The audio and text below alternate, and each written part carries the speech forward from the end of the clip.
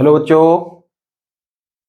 और आज हम लोग जेनेटिक्स का रिवीजन करेंगे, ठीक है ना।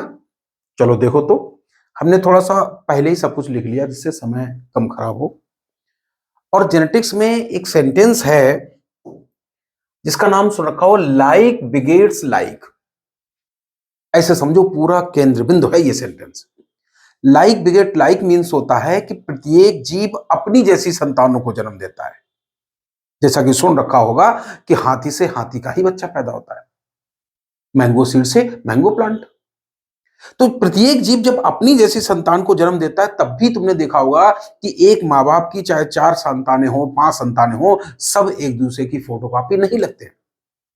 जब पेरेंट्स वही है तो संतानें एक जैसे होनी चाहिए। केवल आइडेंटिकल ट्विंस को छोड़ दिया जाए तो कोई भी दो एनिमल या कोई दो इंसान बिल्कुल एक दूसरे को फोटोकॉपी नहीं लगते। क्यों? क्योंकि हम तुम्हें बताएंगे कि हमारे अंदर जो करेक्टर होते हैं वो बेसिकली 3 प्रकार के होते हैं। कौन कौन से? Number 1, character of species. हमारे अंदर मानव जात अर्थात होमोसैपियंस के लक्षण है। या ऐसे समझो कि हमने तुमसे कहा कि चौराहे पे एक पिल्ला मरा पड़ा। अब तुम्हारे मन में कुछ तो सोचा होगा तुमने कि उसकी शक्ल सूरत कैसी होगी, उसके सूंड होगी कि नहीं होगी, उसके सींग होंगे कि नहीं होंगे, उसके खुर होंगे कि पंजा होंगे।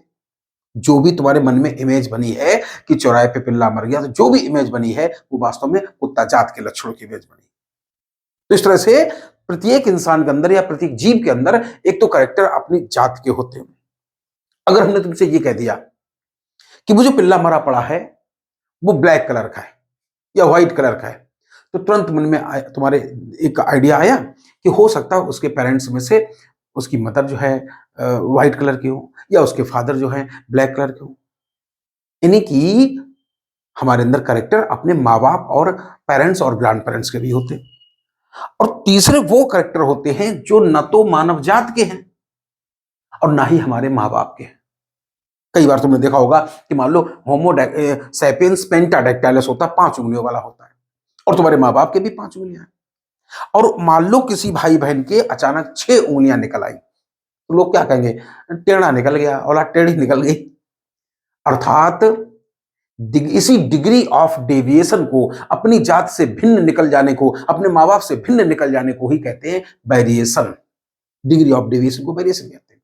तो करेक्टर 3 प्रकार के होते हैं। खैर, चाहे अपनी स्पीसीज के हो, पेरेंटल हो या वेरिएशन, किसी भी प्रकार का करेक्टर हो, इन करेक्टर्स का एक जनरेशन से दूसरी जनरेशन में जाना कहलाता है इनहेरिटेंस। इनहेरिटेंस क्या है? Transmission of characters from one generation to next is called inheritance. और ये इनहेरिटेंस ही है जो आनुवंशिकी का आधार है, बेसिस ऑफ हेरिडिटी। तो जेनेटिक्स क्या है? जेनेटिक्स कुछ नहीं है, जेनेटिक्स बायोलॉजी की उस ब्रांच को कहते हैं जिसमें हेरिडिटी के साथ साथ वेरिएशंस को भी डिटेल में पढ़ा जाता है। The branch of biology that deals with the heredity as well as variations, इसको कहते हैं जेनेटिक्स। हमने क्या किया, पढ़ाने की सुविधा के लिए जेनेटिक्स को 3 भागों में बांट रखा। Number 1, pre Mendelian genetics. देखो, जेनेटिक्स में सबसे बड़ा नाम तो ग्रेगर जॉन मेंडल का ही है, वो कहते ही है फादर ऑफ जेनेटिक्स। लेकिन हम तुम्हें बताएंगे उनसे पहले भी कुछ लोग सोचते थे ट्रांसमिशन ऑफ करेक्टर्स के बारे में, अर्थात इनहेरिटेंस के बारे में। मेंडल साहब से पहले भी लोग कुछ इनको सोचते थे और उनके बाद भी कुछ सोचा गया। हालांकि हम तुम्हें पोस्ट मेंडल कॉन्सेप्ट में जो कुछ पढ़ाएंगे उसमें मेंडल के एक्सेप्शन ही पढ़ाएंगे। जो प्री मेंडलियन कॉन्सेप्ट पहले खूब डिटेल पढ़ाते थे, इसमें हम मॉइस्ट वेपर थ्योरी पढ़ाते थे, रिप्रोडक्टिव फ्लूइड थ्योरी पढ़ाते थे, प्री फॉर्मेशन थ्योरी पढ़ाते थे, थ्योरी ऑफ पेंजेनेसिस पढ़ाते थे। लेकिन अब ये सब बेकार है।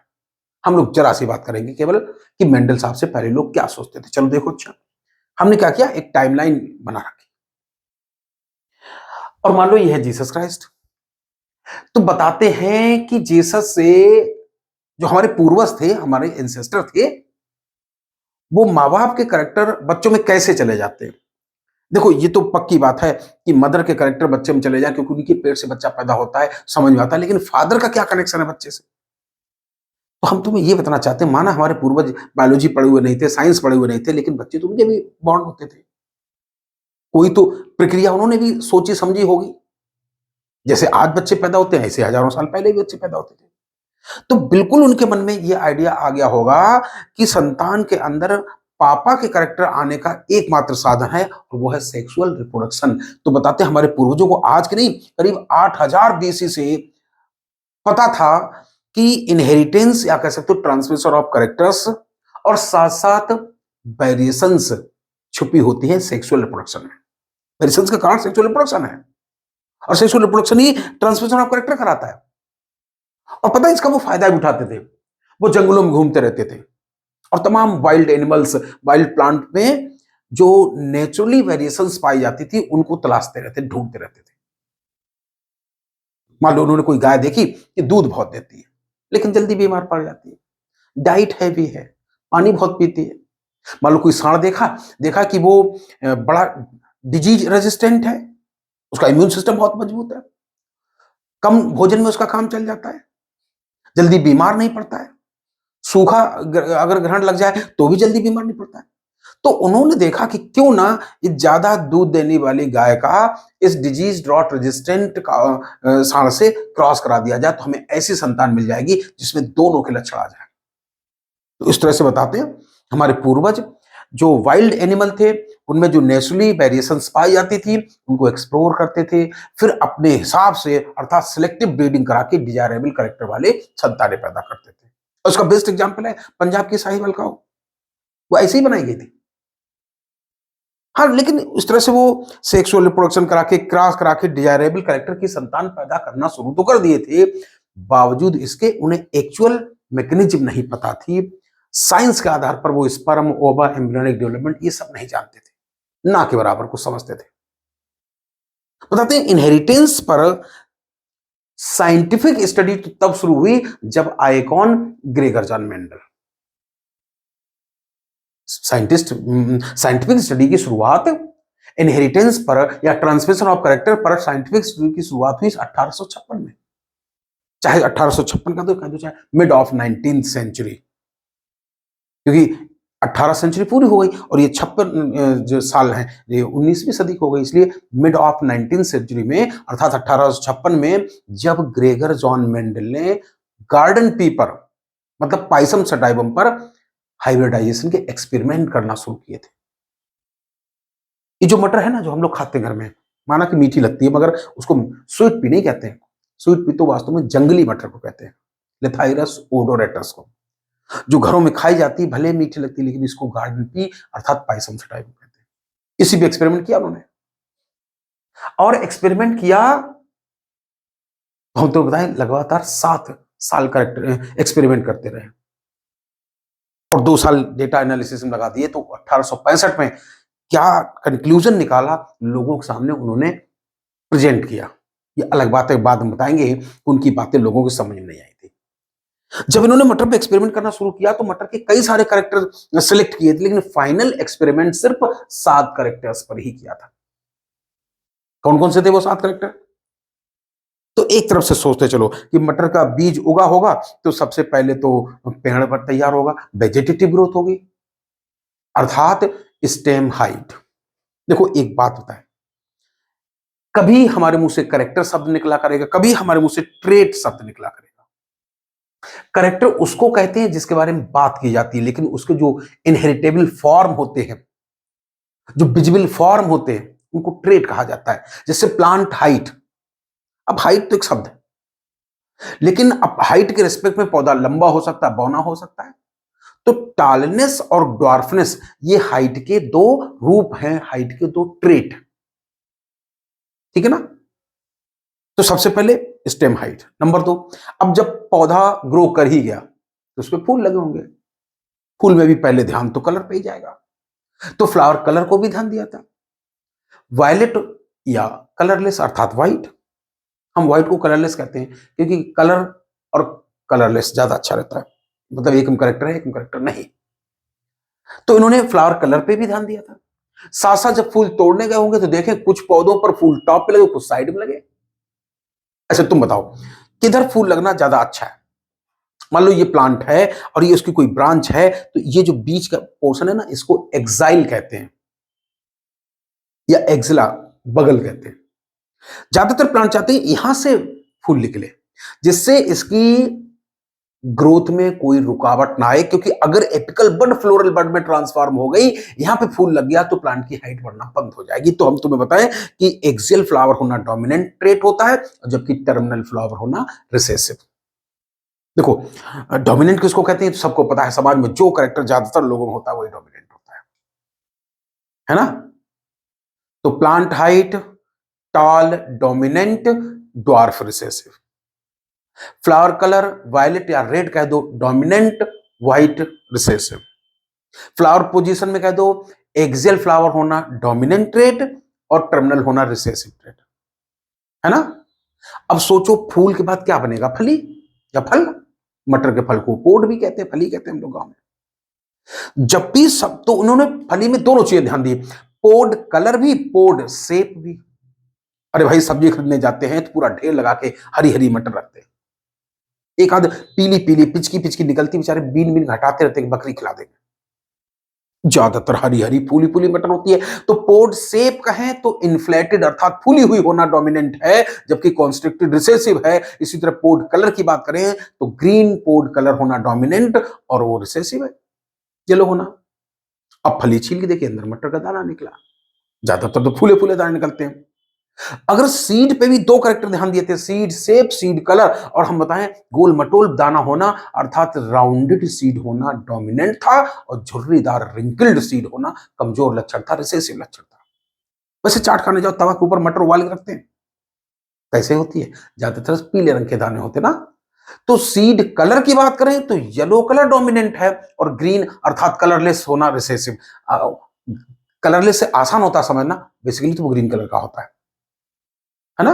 तो इस तरह से, लेकिन हाँ थोड़ा सा याद रखना, पोड कलर और सीड कलर में लफड़ा है। पोड कलर ग्रीन होना डोमिनेंट है, सीड कलर येलो होना डोमिनेंट, उल्टा है, थोड़ा ध्यान रखना।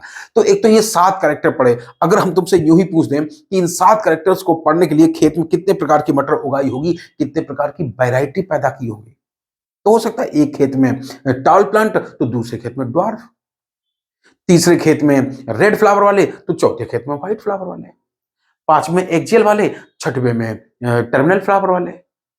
कुल मिला के इन 7 लक्षणों को पढ़ने के लिए तुम कह सकते हो 1 2 3 4 5 6, कुल मिला के इस तरह से 14 वैरायटी उगाई होंगी उन्होंने, ठीक है ना। अच्छा, अब जब 14 वैरायटी उगाई, एक्सपेरिमेंट शुरू किया, सबसे पहले मुद्दे की बात यह आई कि आखिरकार इन्होंने मटर पे ही एक्सपेरिमेंट क्यों किया, किसी और जानवर पे कर लेते या किसी और प्लांट पे कर लेते। देखो, हमारे ऊपर, हम लोगों के ऊपर, अगर इंसान के ऊपर एक्सपेरिमेंट किया होता तो कितनी दिक्कत आती। यहां ऐसा नहीं कि कोई 1.5 फीट का मिल गया, कोई 7 फीट का मिल जाए, कोई एकदम काला मिल जाए, कोई एकदम दूध जैसा सफेद मिल जाए। हम लोगों में वेल डिफाइंड कंट्रास्ट ट्रेट मिल पाना मुश्किल होता है। और जबकि मटर में बड़ा अच्छा था कि कहां टाल मतलब एकदम 7 फीट का, तो कहां 1.5 फीट का पौधा, कहां एकदम कलरफुल फ्लावर, कहां एकदम कलरलेस अर्थात व्हाइट फ्लावर, है ना। तो पहला कारण था मटर को ही क्यों सिलेक्ट किया था कि इसमें वेल डिफाइंड कंट्रास्ट ट्रेट देखने को मिल जाते थे। दूसरी बात, मटर का फूल बाइसेक्सुअल होता है, हर्माफ्रोडाइट होता है ना। और तीसरा कारण था कि उसमें यूजुअली सेल्फ पॉलिनेशन अर्थात ऑटोगैमी होता है, और जरूरत पड़ जाए तो उसमें क्रॉस पॉलिनेशन भी बड़ी आसानी से कराया जा सकता है। और हम लोगों में दिक्कत है, हम लोग यूनिसेक्सुअल है, जब भी होगा क्रॉस ही हम लोगों में फर्टिलाइजेशन हो सकता है, सेल्फ की तो संभावना ही नहीं। तो नंबर 1 क्या बोला हमने, वेल डिफाइंड कंट्रास्ट ट्रेट मिल जाते थे। नंबर 2 बाइसेक्सुअल फ्लावर होता था। नंबर 3 यूजुअली ऑटोगैमी, मगर बड़ी आसानी से क्रॉस पॉलिनेशन भी संभव होता था। और नंबर चौथा शॉर्ट लाइफ स्पैन होती थी। अब तुम भी जानते हो मटर का पौधा सीजनल प्लांट होता है। हाँ, माना कि एक साल में कोई सीजन एक ही बार आता है, पतझड़ सावन बसंत बहार, एक बरस के मौसम चार, ऐसे सुनते थे ना। हालांकि हमको तो 6 सीजन पढ़ाए जाते थे। तो हम ये कहना चाहते हैं कि मटर का जो पौधा है वो सीजनल प्लांट है, कुछ ही महीनों में फसल तैयार होती है। हम कह रहे चलो एक बार, एक साल में कोई सीजन एक बार आती, तो हम करें एक जनरेशन प्रोड्यूस करने में मात्र 1 साल चाहिए। 4 जनरेशन तक एक्सपेरिमेंट करते थे, 4 साल चाहिए बस। तो इस तरह से कई फायदे थे मटर पे ही इन्होंने, इसलिए मटर का चुनाव किया था। करते क्या थे जरा देखो, जब इन्होंने एक्सपेरिमेंट शुरू किया, हम भी करेंगे, अब एक्सपेरिमेंट का करके दिखाएंगे। तो सबसे पहले तो क्या करते थे कि जो भी 14 की 14 वैरायटी थी, पक्का पोड़ा कर लेते थे कि सभी की सभी वैरायटी ट्रू ब्रीडिंग है कि नहीं, मतलब प्योर लाइन है कि नहीं, मतलब अपने कैरेक्टर को कंट्रोल करने वाले फैक्टर्स के प्रति होमोजाइगस है कि नहीं। ये थोड़ा सा बस इंतजार करो, अगले लेक्चर में, अगले वीडियो में समझाएंगे कि होमोजाइगस या ट्रू लाइन या प्योर ब्रीडिंग किसको कहते हैं। बात समझना। तो सबसे पहले तो जिन प्लांट को, जिन 14 वैरायटीज को एज ए पेरेंट प्लांट इस्तेमाल करना चाहते थे, उनको खेत में बोया होगा। अगर किसी के रिजल्ट में, जैसे टाल की फसल उगाई और उसके रिजल्ट में कुछ गड़बड़ हुआ तो फसल हटाई होगी। उन्हीं पौधों को इस्तेमाल किया होगा जिनसे एक दो जनरेशन लगातार टाल से टाल ही आते रहोगे। तो समझ गए कि टॉलनेस के लिए ये अंदर से शुद्ध ट्रू ब्रीडिंग है, प्योर लाइन है, होमोजाइगस है, कैपिटल टी है। जब ये पक्का हो गया कि सारी 14 वैरायटीज अपने अपने करेक्टर को लेकर ट्रू है, अब क्या किया, सातों करेक्टर के लिए 1 बाई 1 इन्होंने हाइब्रिडाइजेशन एक्सपेरिमेंट शुरू किया। एक शब्द सुना होगा, मोनो हाइब्रिड क्रॉस। जब सातों के लिए पढ़ लिया, इसके बाद ये दो दो तीन तीन कॉम्बिनेशन पढ़ने लगे। नाम सुना होगा dihybrid trihybrid cross ना। अच्छा, खैर, चाहे मोनो हाइब्रिड हो, डाई हाइब्रिड हो, ट्राई हाइब्रिड हो, बात की बात है। देखे करते क्या थे, तो सबसे पहले क्या करते थे, पेरेंट जनरेशन में क्रॉस कराते थे। इसके पॉलिन ग्रेन इसके ऊपर डाले, बाद में इसके भी पॉलिन ग्रेन इसके ऊपर डाल के देखते थे। पहले वाले को क्रॉस कर दिया तो दूसरे वाले को चाहो तो रेसिप्रोकल क्रॉस कर सकते हो। तो F1 अर्थात फर्स्ट फिलियल जनरेशन, अर्थात बच्चों की पहली पीढ़ी पैदा करने के लिए पेरेंट्स के बीच क्रॉस या रेसिप्रोकल क्रॉस कराते थे, दोबारा कभी क्रॉस नहीं कराते थे। फिर जब बच्चों की दूसरी पीढ़ी अर्थात F2 जनरेशन प्रोड्यूस करते थे, तो F1 में सेल्फिंग करा के F2 पैदा करते थे, F2 में सेल्फिंग पैदा करा के F3, F3 में सेल्फिंग करा के F4 करते थे ना। अंत में एक अलग से टेस्ट करते थे जिसका नाम था टेस्ट क्रॉस। हालांकि हम तुम्हें बताएंगे, खूब डिटेल में पढ़ाएंगे कि जब ये क्रॉस कराते थे तो 3-4 उन्हें अलग से घटनाएं करनी पड़ती थी, थोड़ा सा दिखाएंगे, ज्यादा नहीं। जैसे मान लो ये प्लांट, अब चूंकि बाइसेक्सुअल फूल होता है, तो इनमें क्या करते थे, दो मटर के पौधे लिए, दोनों ही में मेल और फीमेल दोनों रिप्रोडक्टिव पार्ट होंगे। जिसको सपोज करो ये मम्मी बनाना चाहते थे, फीमेल प्लांट बनाना चाहते थे, जिसका फीमेल रिप्रोडक्टिव पार्ट इस्तेमाल करना चाहते थे, बड स्टेज में ही उसके स्टेमिन काट के हटा देते थे, मस्कुलिन जेंडर रिमूव कर देते थे। कहानी को कहते हैं इमैस्कुलेशन। इसका जिसको मेल बनाते थे, इसके पॉलिनेशन आके इसके ऊपर छिड़क देते थे, धूल की तरह, अर्थात डस्टिंग कहते थे। और बाद में लिफाफा से ढक देते थे जिससे कहीं और के अनवांटेड पॉलन ग्रेन ना आ जाए। लिफाफा से ढकने से, को बैग से ढकने को बैगिंग कहते थे। अब अंदर अंदर के सोचो, लिफाफे के अंदर क्या हुआ होगा, पॉलिनेशन के बाद फर्टिलाइजेशन हुआ होगा, फर्टिलाइजेशन के बाद सीड बना होगा, सीड को इकट्ठा करते थे, खेत बोते थे, तो जो बच्चे पैदा होते थे उनको कहते थे फर्स्ट फिलियल जनरेशन। फिर इनकी सेल्फिंग करा के पैदा हो जाती थी सेकंड फिलियल जनरेशन। इसी तरह F3 और F4 करते थे, प्रोड्यूस करते थे, बात समझते ना। तो इस तरह से लगातार 7 साल एक्सपेरिमेंट किया था, 2 साल एनालिसिस की, और फाइनली 1865 में जो भी इन्होंने कंक्लूजन निकाला, लोगों के सामने प्रेजेंट किया। अब ये अलग बात है कि वक्त आने पर बताएंगे लोग इनकी बात समझ क्यों नहीं पाए थे। तो बस इसमें आज हम लोग इतना ही करेंगे।